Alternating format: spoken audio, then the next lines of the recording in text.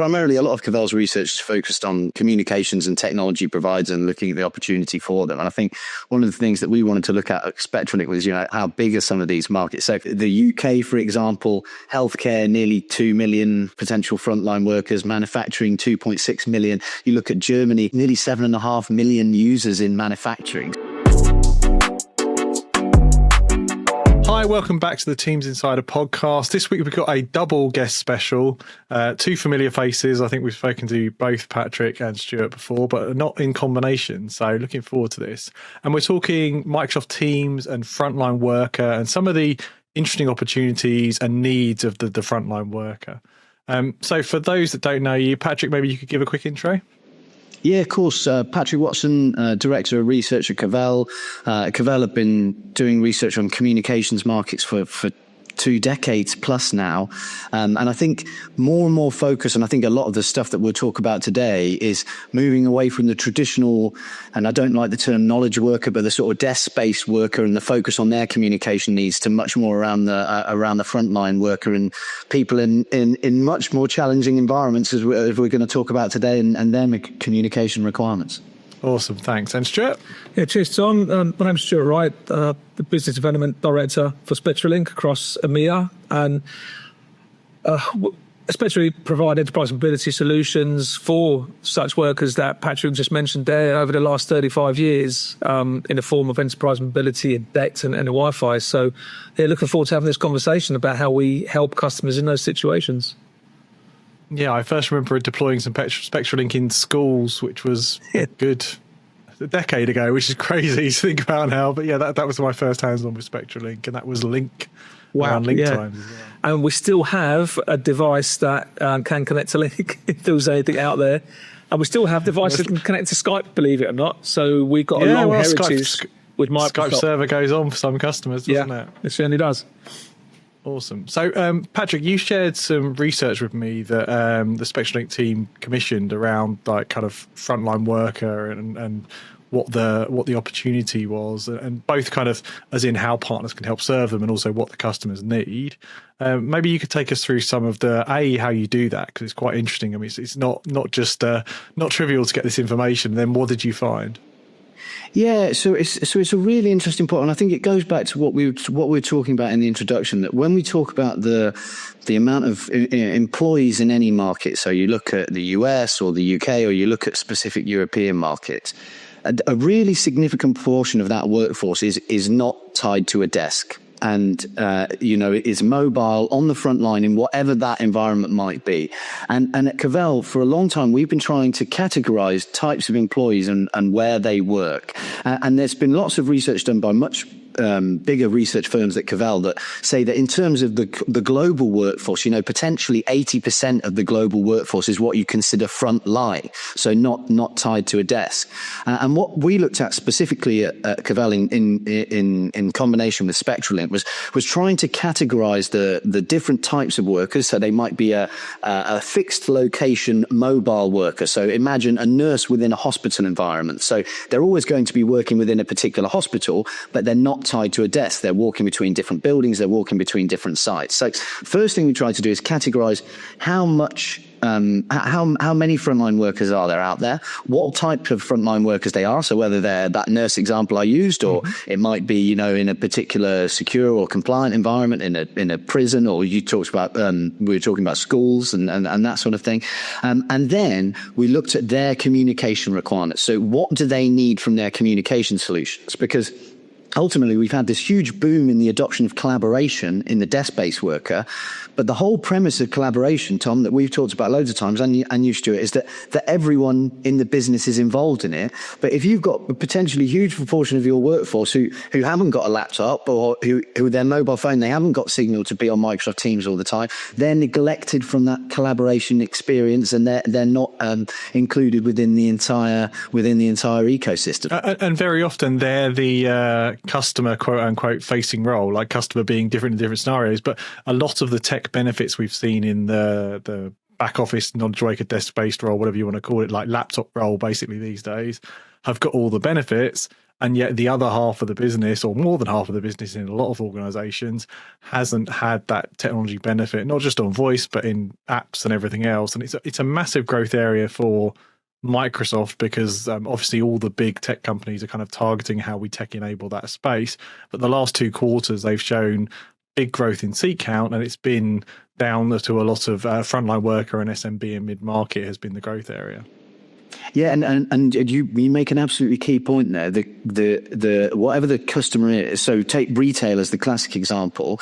The people working within a specific retail environment who are actually talking to the customers on the front line are arguably, you could argue, the most important part of the business. And if they're not included within that collaborative ecosystem, they don't get any of those technology benefits that we talked about previously. Maybe some of their conversations and all of those key customer interactions aren't tracked. So retail is a prime vertical example where that there's a really good case for solutions that incorporate them into that collaborative ecosystem. Yeah. The other thing I think is interesting is I think in the knowledge worker scenario, we're seeing less classic phone call use. It's not all meetings, but in the frontline worker or SMB mid-market, much more reliant on phone as a business tool, particularly in those scenarios you say when you're walking around a hospital, for example, or your frontline worker in retail. So actually, for people who need phone, these are people who really do need phone, and there's kind of new ways to serve them. I guess, Stuart, that'd be a good place to bring you in, because just before we started recording, you were talking about like 5 or 6 different customer conversations you've had this week, and some really interesting kind of scenarios of where they need that capability. Yeah, just before I go into it, just to add another dimension to it, but it's a technology part of it, but it's a study by UKI Group. And basically, one of the stats that came out of that was half of frontline workers feel like there's 2 different cultures: one for the knowledge desk-based workers and the culture for the frontline workers. So you end up having half of the organisation feeling like they're not part of the organisation, not technologically, but also from a culture perspective. So it's important to bring technology together to get rid of that feeling that the frontline workers have. But yeah, so I've had some really amazing conversations this week on frontline workers, talking about oil rigs and shipping with our maritime certification that we've got. So we've got a certification that enables our solutions to be deployed in those such spaces. To hospitals, where I spent 10 minutes talking about disinfectant and the testing we go, where we have in our labs, so how we go about testing with disinfectants. We've got a device, it goes backwards and forwards, another arm comes up and goes that way with the scrubbing pad on it, the disinfectant does it for hours and hours. Take it off and look at it, there's nothing wrong with it. If you did that with an iPhone or something, it'd be scratched.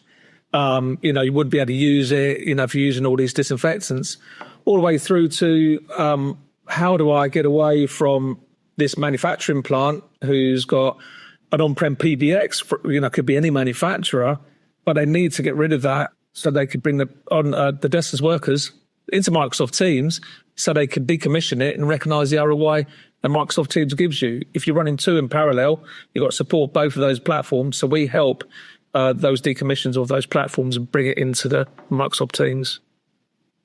Yeah, I've definitely seen a lot of that as well. Like again, to use this kind of desk-based / knowledge worker scenario, like that's relatively easy on Teams these days. Customers are going faster, they're more confident. Everybody's using a soft client for meetings anyway. So it's almost like might as well cut the phone over, efficiencies, same platform. But that story does fall down when you're like, oh, there's a bunch of people in the warehouse or the manufacturing or the whatever it is that are still relying on the PBX. So now our premise of we were going to get rid of the PBX to save some cost, well, the PBX cost's still there. We still need to maintain that, and we've got Teams as well. Yeah, exactly. And I find there's 3 common denominators. There are more, but the 3 common ones are when we talk about frontline workers and moving them to a collaboration platform such as Microsoft Teams, is they're either completely forgotten, it's like a last-minute panic, right, we've got to do something here, or they're given devices not fit for purpose, or the third one, which I've just mentioned, is they keep the on-prem solution running, which it's increasing those costs, 2 platforms being supported and so forth. So there's 3 really, really common things I see out in the market. There are other anomalies to that, but they're the key ones. So having that solution that we can connect to all the on-premises stuff today, of course, but take you to your strategic vision of a single collaboration platform for all workers. Yeah, that's good. And for people who don't know the kind of portfolio, you've got DECT that's certified for Teams as it connects to the SIP connectivity on Teams, and you've obviously got DECT that works with classic PBXs as well. Is there anything else kind of to talk about in the portfolio to get people an understanding of it? Yeah, of course. So DECT, is a very secure, reliable communication platform itself, with the infrastructure that comes with that. But also we have Wi-Fi products as well, called the Versity range, and the 8440 range as well. So the Versity is a smartphone and Android based. It connects to your the Wi-Fi environment itself. But what's different about standard Wi-Fi devices is multiple things. So we've got dual antennas. So, it's like I've got my iPhone, I'm in the house, I'm on a conversation, I walk down to the garden office, and the call drops halfway down the garden. I haven't got a big garden, by the way, but the signal doesn't go that far. It drops a couple of seconds, and I'm in the garden office, the signal picks up.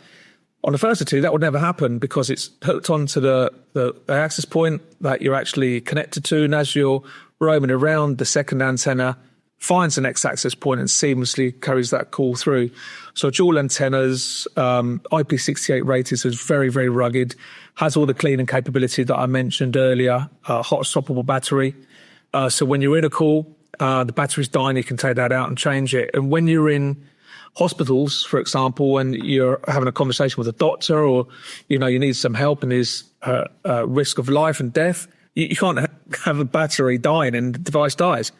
You need to be able to continue that conversation, or if you're on an electronic patient record, you need to be able to keep putting information into that and not losing it.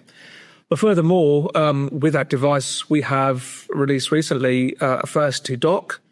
So that means when you go back to your desk, you put the device into the dock, it comes up onto your screen and you use it as your desk-based computer as well. So it's that powerful that you could do away with laptops. So you have the single device, it can consolidate multiple devices into one. And they're very big in healthcare across the world. Nice. That's running Android, so kind of goes Android on the device to Android. Android, correct. That's an Android-based device. And then we have the 8440, which looks like this, which that's a feature phone. It's got buttons. But there are massive, massive use cases out there that will still sell these like hotcakes, because you have environments, many manufacturing plants and warehouse and so forth, where you've got to wear gloves. And if you're wearing gloves, you can't, with the smartphone, operate the smartphone. So yeah, we've seen this in personal preference on Teams as well. All the Teams first IP phones were all fully touch, and customer demand has brought through some physical phone with buttons. Exactly. So, it hasn't got any glass in it as well. So if you have a food manufacturing plant, no glass is allowed in there, then this is the device they use in those environments. Hasn't got a camera. There are a lot of environments where you're not allowed cameras into, so you don't want people taking pictures of your secrets and taking them away, so they'll put in the feature phone in there.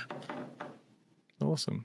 So Patrick, in the research, part of what you looked at was kind of the partner opportunity and then the market opportunity there. What did you find?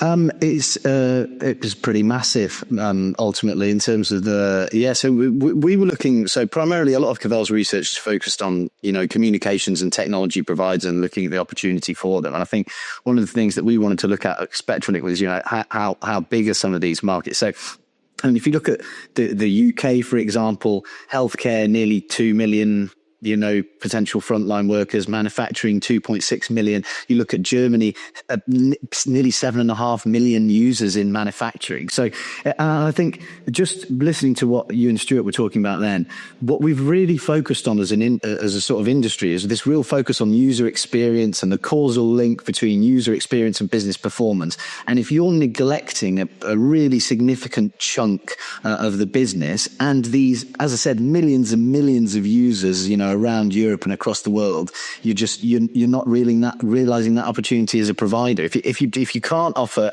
as Stewart said, something that's suitable on a manufacturing floor, you're writing off potentially 7 million users in Germany. And it sounds a bit sensationalist, but that's access to that market requires solutions that are suitable for it. So yeah, pretty massive markets. And Stuart, how does there'll be a lot of people in the team space listening into the pod, no doubt, some of them customers, some of them partners, but like partners that might know the traditional part of Teams, if there is a traditional part of Teams, i.e. the knowledge worker, like probably using Operator Connect, like all that stuff is relatively straightforward these days and well-trodden path. How does that kind of partner get into understanding DECT and some of these specialist frontline worker scenarios and devices? Yeah, so that's a really good question. So we got a great tagline that I personally love, and we put it onto presentations, and it's called "Where the carpet stops, Spectralink starts." So if you think about that, where does carpet stop? It's, hospitals, private healthcare, manufacturing plant, distribution centers, et cetera, and so forth. So most of these organisations, as Patrick said at the start of the call, 80% are classed as frontline, i.e. without a desk or don't have a fixed abode that they go to and work. That's a huge amount of people. And so if you look at most of the large global organisations, they have deskless workers. So it's really about how do you enable that element of that in company to get them onto that common collaboration platform. So the market really is for enterprise mobility, when you talk about DECT and Wi-Fi, is the market that's in transition. So taking a customer and transition from an on-prem to Microsoft Teams.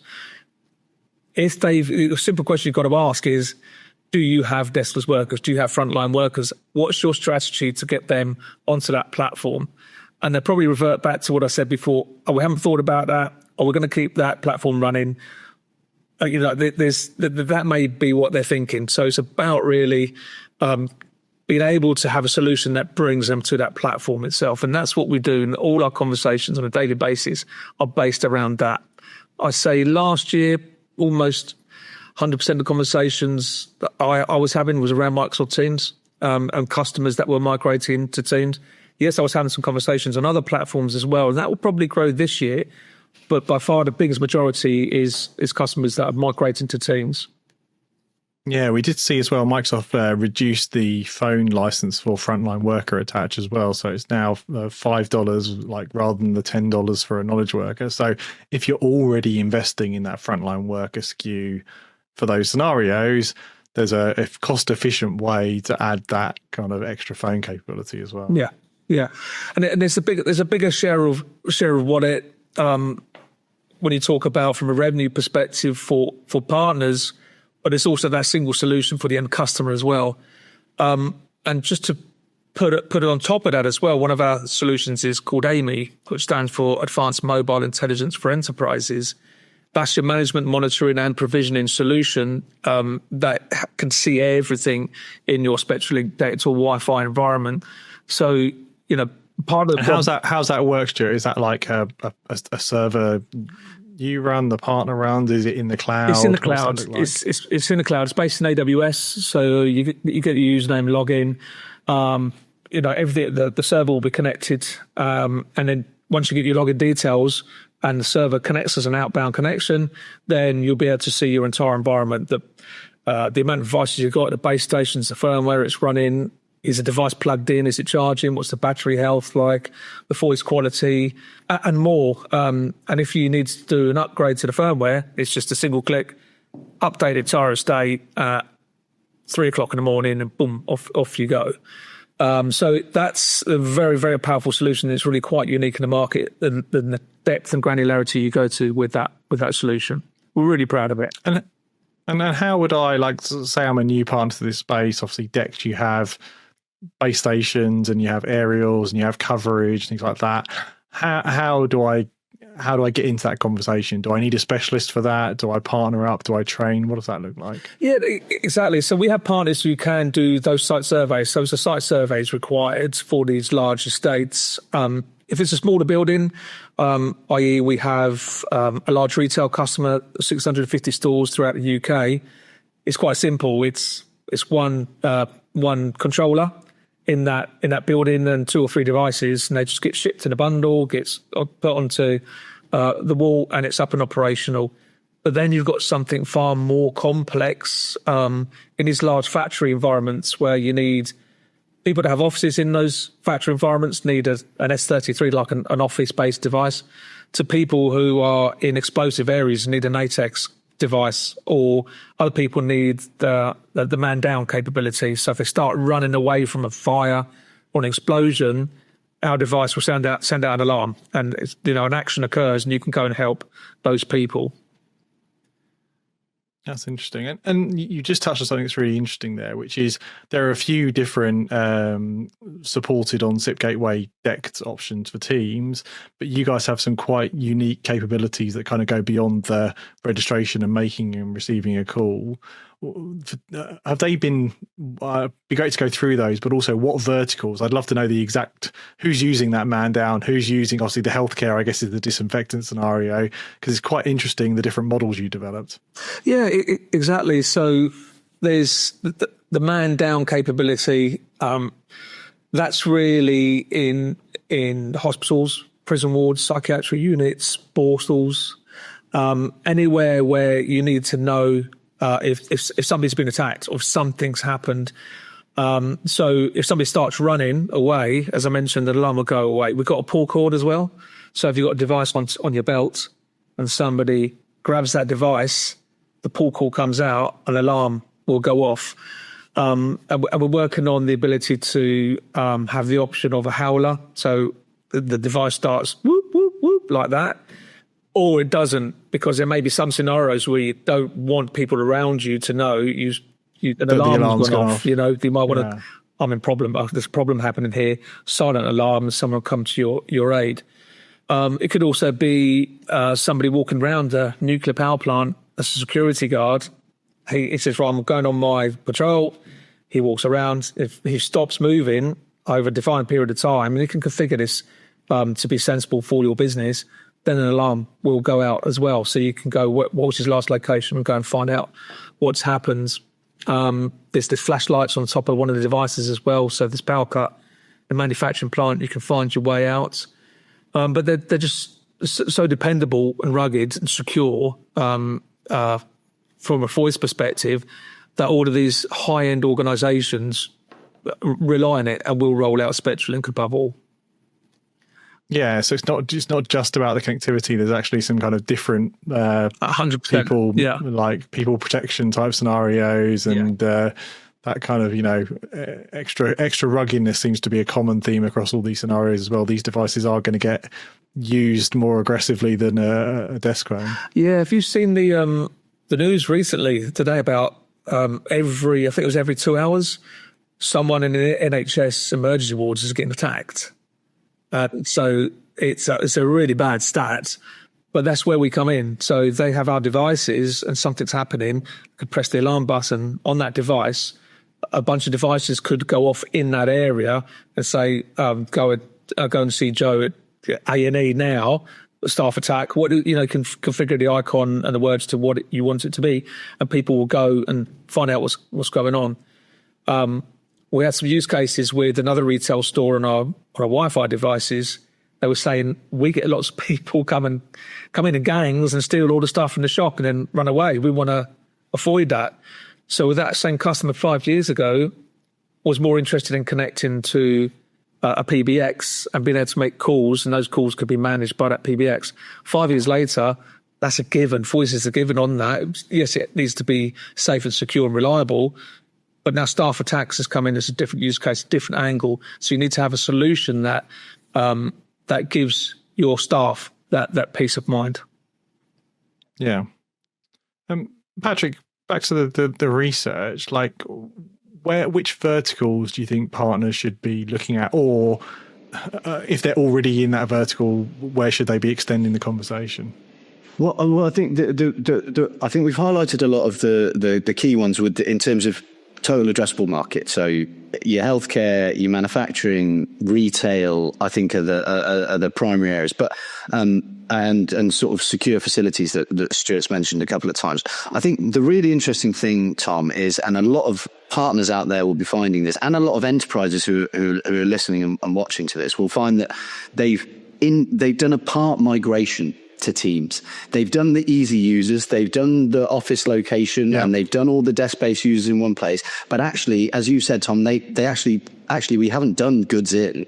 Goods in are on Teams, but none of them sit on their laptops, and maybe they go down to it occasionally. So I think it's not just a case of, if you're a service provider and you're not in manufacturing, that would be an interesting vertical to look at. But actually, probably some of your existing customers, there's a pre-existing opportunity there where they haven't migrated their full estate, or they haven't fully enabled those users with collaboration. So I don't think it's just specific verticals. I think there's a piece of the market that's still available, that isn't being fully tapped. And as you said, Tom, Microsoft are focusing on it, so it should be reflected in that focus from service provider perspective. Yeah, Microsoft are very keen on frontline, first line type scenarios, because they see that as an opportunity to add extra value. As you say, it's often a neglected area. Yeah, absolutely. And I think that what a lot of providers have seen is a slight slowdown in adoption, as what you might call the low-hanging fruit has migrated. So everyone's like, where do we look for the remaining opportunity? And actually, the frontline, first-line worker is the remaining opportunity. So you have to have solutions like DECT solutions within your portfolio if you want to fully leverage that. So I think that's the key missing piece of the puzzle. Awesome. Well, thanks guys for taking us through that. Stuart, do you want to jump in? Yeah, no, I was just going to say, think ahead of if an end customer, think ahead about your deskless workers and plan that in, and look for a solution that is going to enable you to go to that common collaboration platform, as I mentioned lots of times, but also will work over the next 5 to 7 years and not break it. Don't have to replace devices every 3 weeks, 6 months, or whatever. So just think ahead and plan it in, and don't fall into the trap of giving a device that's not fit for purpose. Awesome. Well, thanks very much for the insights. It's a really interesting market area that I definitely think we're going to see more of Teams Phone over the coming FY for Microsoft as well in Frontline. And the research we talked about, Patrick, I believe that's now available. Have you got a link for that in the descriptions there?